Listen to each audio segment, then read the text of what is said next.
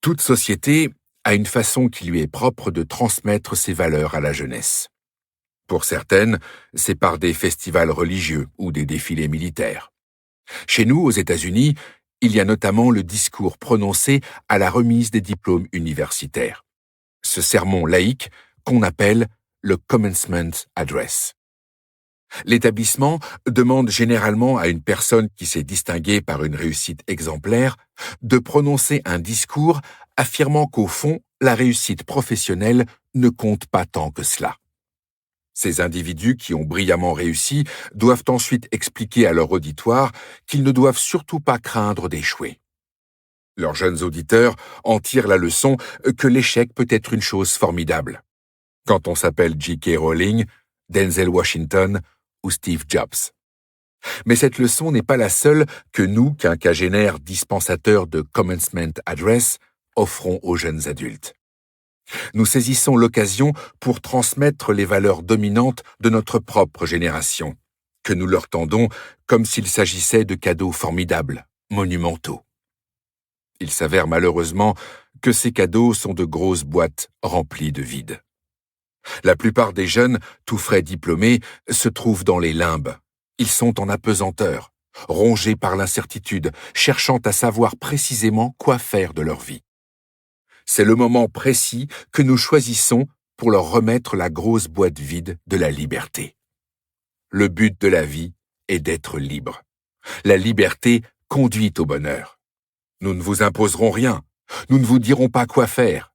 Nous vous offrons votre moi libéré à explorer. Profitez bien de votre liberté. Les étudiants dans l'assistance se désintéressent de cette grosse boîte parce qu'ils sont déjà noyés dans la liberté. Ce qu'ils veulent, c'est une direction. À quoi donc me sert la liberté? Comment savoir quelle voie est la mienne? C'est alors qu'on leur tend une autre grosse boîte pleine de vide, la grande boîte des possibilités.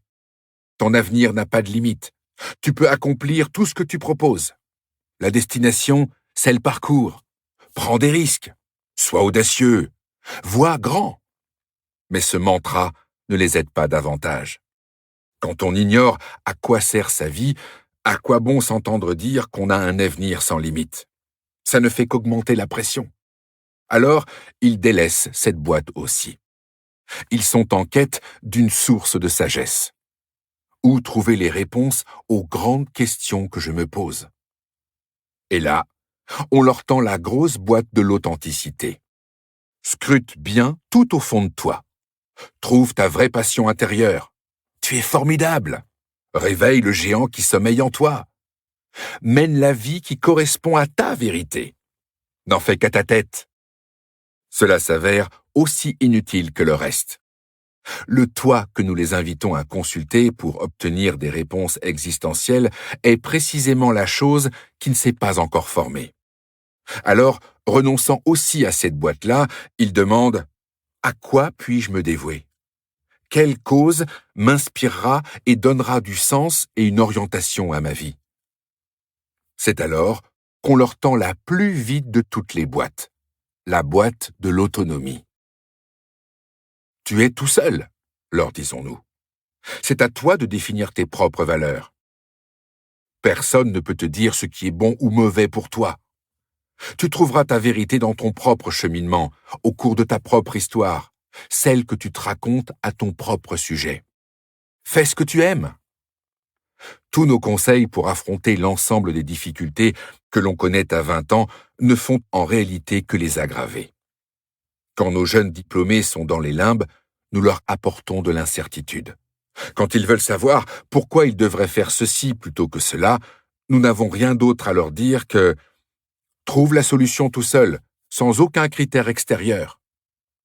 Quand ils se débattent dans un désert informe, non seulement nous ne leur donnons pas de boussole, mais nous leur déversons encore du sable sur la tête.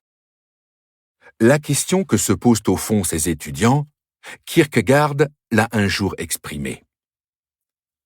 Ce qui me manque, c'est de ne pas être au clair avec moi-même quant à ce que je dois faire, pas ce que je dois savoir. Il me faut trouver une vérité qui soit la vérité pour moi, l'idée pour laquelle je veux vivre et mourir. Voilà de quoi mon âme est assoiffée, comme les déserts d'Afrique sont assoiffés d'eau. Comment se peut-il que sur cette question, la plus importante entre toutes, nous n'ayons strictement rien à dire ?